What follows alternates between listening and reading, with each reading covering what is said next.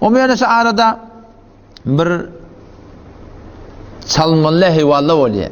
Şu malgalar rekaba dününün bir soruya şöyle ayağı devulup dur koyunun.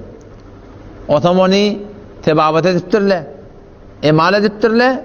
O ben ne yaparım? Onda sol yürüyünne dördüncü ayağın ahli yere basmayan mı olsa bolmaya.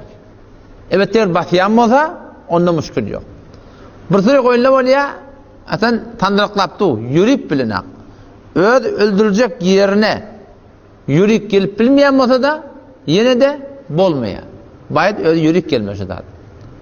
Ondan sonra da şu kadar hor olmalılar. Sünkün yirigini var koyayım ne? Yirigi koyayım hareket kitapta. Onun içinden koyayım koymadan Allah Teala bilmeli onu. Yani biter hor olmalılar sazıklardan. Eti kıyamet günü şuları inşallah Teala minmellim biz otada Allah Teala kabul etti.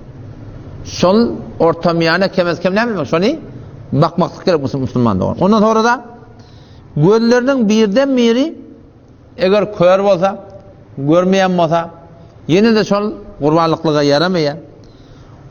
Ondan sonra dişlerinin yarı ya köftü dökülen olsa koyunda diş oluyor, geçide diş oluyor, malgada diş oluyor. O olsa ne emet yaşabiliyor? Dökülüyor.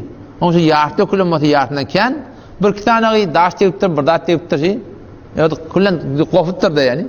Kofuttur. Onda bir irat yok yani. Ya kârler oluyor, maderzadi kulağı yok oluyor. Bir koyla böyle çürü oluyor biliyor musun? Çürüğün iradı yok. Öyle doğu şeyle de. Yani bir koyla oluyor, kulak yok kullan. Ha kullan var ya bir yılsa koturandır, kulak yoktur. Şolun iradı var. Ya kulağının yartı ya köpsüne emesi. Bir vatta burada deyip dolatı ne emesi? Kesilse burada adette irat bulup pisat pişiler. Ya kendin marahim sana dedim. Yankı kuyruğu üzülaya. İt kuş burada dedi akana marahim kuyruğunu çekip alaptır.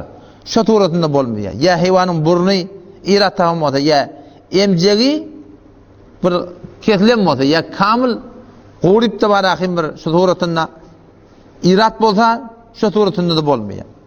Kâd hayvanla oluyor. On marahim erkek orkacılığı bildi. Bizim aramızda adil bitti meşruatını görmek yöne şu bolya anlatıyor. Erkek orkacılığı belli de. Şu tuğratında bolmuyor. Elbette hayvanların ne yani biçmek var da biliyor musun? Biçmeklikte bir irat yok yani. Kâd hayvanlar oluyor fakat teregiye öyle. Adet boldur. Fakat teregiye. Şu tavukta da şöyle de şu var. Kâd tavukta böyle fakat ne emeti? Kıyaban onu. Dörcek kekip yatağının kıyını, eşen kıyını, bırdağın kıyını. Şöyle alakın yemek doğru değil. Bir neçin şöyle dak koymak gerek yani. Ondan sonra kavatta şakı devliye. Bir öyle şakın ödü, uluya da biliyor musun? Öd zayinden çıkça aşağın şakı var. Bunda bir irat yok. Bir öyle çoban kaharına bulaptır, şakı devuptur da o düğümünden mağdı görünüptü. Anlıyor musun? Düğümü görünüptü. Şu tuğratında olmuyor. Ya Huday nekirde bir hayvanın ki bir dili kesiliptir. Ama hayvan koyunlarda görsen ağzı bilen dili bilen doluyor ottadı. Şol adam dili kesilen motaki otip bilmesin onku da bolmuyor. Ya bir hayvanı ki bağa meri de koyarında meri de ottu. Hakkayet belli. Şu malın hem kurbanlığa liyakati yok yani salmalılardan. Kavdan salmalı. Evet de bir defa tecrübeten edilen zat o şol hayvanı muassir zat öyle. Şol hayvana şol yankı hakikat yerler. Kulacığını aytmalısın. Şeyle mesela Allah Teala'nın yoluna kurbanı yetecek. O şey var şunu düşünüyor şu. O şun aydanda edafa vurulmuyor şu. Tecrübeten dini zaten tecrübeten şey görülen zat hayvanı aydanda şeyle ten Allah'ın yoluna kurbanı yetecek deyip kulacığını aydılıyor. Ama hayvan ahir vakitleri ne su vermeli. Adam yankı bıçağı çalanda hayvanın gönlünün önüne çalmalılar deyip Peygamber. Bıçağı biraz çalın deyiptir. Bir de şey hayvanın önüne bıçağı çalmalılardan. Oğlun çocuk var küçülüyorlar. Küçülüyorlar da gözünün önüne malgını öldürmelilerden. O erteki gün şey öldürüyor, kayıp anakın balını öldürüyor ama uğruyor. Oğlan da ne biliyor? Şey de öldürüyor onu. Uğruyor son. Şunu dini desuratta nehi gelir. Oğlun son avucaklan gözünün önüne malgını öldürmelilerden. Ondan sonra da öldürüyorsun, öldürmeyken o Türkmen köyde koyuyor. kömür goýýardy, köz goýýardy ýani kömür goýýar, buğday goýýar, arpa goýýar, duýd goýýar. Bulan hiç gaýsy subuty şer'iýeti ýok. Belki de malyny israf eden adam. Şu da buğdayı goýup pırda edip bilýän, Hudaýdan beren malyna şo, ada çykda bolsa Allahdan nygmat şo. Bu zatlar hem etmelilerden. O käsede düşünmäni men gözüm bilen gören adamma şoň ganyny haram ganyny şo Allah Teala Kur'an'da yanqi hurrimet aleykumul meytetu ve'd-damu ve lahmul khinziri ve ma uhilla bihi li gayrillah. Haram edilse el meyte ülpete bir matlakla ölüptürdi ödi. Matlak ýatyşdy haram.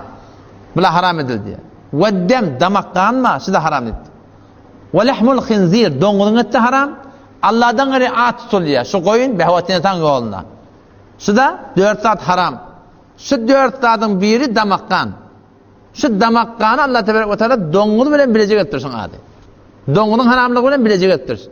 Indi men gözüm bilen gören adam musulman şin bilenak şu ganyň barmagynda soň batyryp Hudaýda gany ýa Hindu helele bar ha. Şonu ýa şu oglaň soň maňlaýyna degirýärler şonu bilýän. Şu doğru haram zatçy. O şu zatları inşallah Taala näme etmelilerden. Ondan sonra öldürýän zat ýartynda öldüreňde şol heýwan şol işte damar bar da qırqıra bar bilýän qırqıra. Şu qırqıra göňde galmalan. Göňde galmalan etek düşse kerahiýeti bar. Odam göňde galanda bismillah Allahu ekber diýip çalmaly. Öwne de başa okuyýan dogalama olarda öwrenilden beter gawy.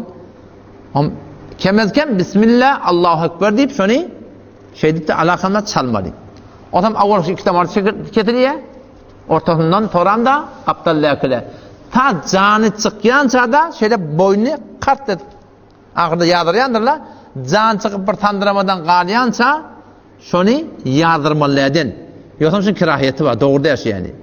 Odam ondan sonra salp bolýandan hendi. Indi şoňa yer urýarlar bilýän. Yer urýarlar, rahatçak häketliýär. Bunda da bir men şer'i ýok ýani. Bir ýollar, bir şeriat däsen, hamyn toýmaly şoňundy. Näpem toýsaň toýan bary. Ama yer urýarlar da etýärler şo toratynda. Otam saňa diýsem bu zamanda umumen kelle başagy garyp gatary berýärler. Musulmandan şo etdeni bermelär şoň bilýän. O Hudaýyň milleti o bir ýyl 21 däne kelle getir öýne diýär. 21 däne kelle nämetdi bir garyp. Şoň ödüniň biriniň ödüni artmaklyň ödü bir iş. Sen musulman Hudaý üçin berjek diými? Allah Teala'nın ýoluna kelle başa var. Kelle başada berseň bir ýene et de ber zaten şeýdem. Näki seni haýdy bir söýmämden adam ondan muny akit palanylara. Kelle başaklaryň teter diýe 21 däne kelle, 21 däne garyn. Oň ödüne bar ahmiýeti ki onu bir tutmaly faqatsyn artacak o başy şeýdip. Tüýdi zat ki ýöne ötüjin çykarýar ýöne. Ta aratarapda ýaksa atarýarsan şeýdem. Oň şu taýdan garyplar zatları iberdik. Bularda iberden iber ýöne hatmyn gapdallan etdehmi inşallah Taala berip görme şoň inşallah. Allah temizden tawfik